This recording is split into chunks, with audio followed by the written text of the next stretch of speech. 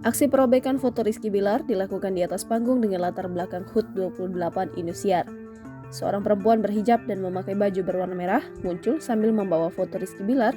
Diduga perempuan itu sedang memparodikan kisah KDRT Rizky Bilar dan Lesti Kejora.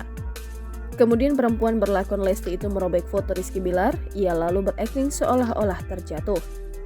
Ayah Rizky Bilar langsung pasang badan usai mengetahui foto sang anak dirobek salah satu wanita di dalam satu acara televisi. Karena aksi perempuan itu membuat penonton tertawa terbahak-bahak hingga menuai kecaman dari berbagai pihak.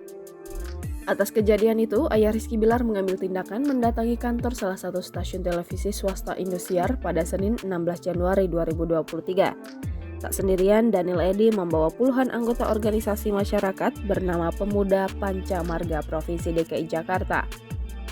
Kedatangan ayah Rizky Bilar itu untuk meminta klarifikasi pada pihak stasiun televisi atas viralnya video seorang perempuan diduga kru TV tengah merobek foto putranya di hadapan banyak orang. Para lelaki yang memakai baju loreng dan baret hijau itu tampak memenuhi badan jalan sembari membawa spanduk.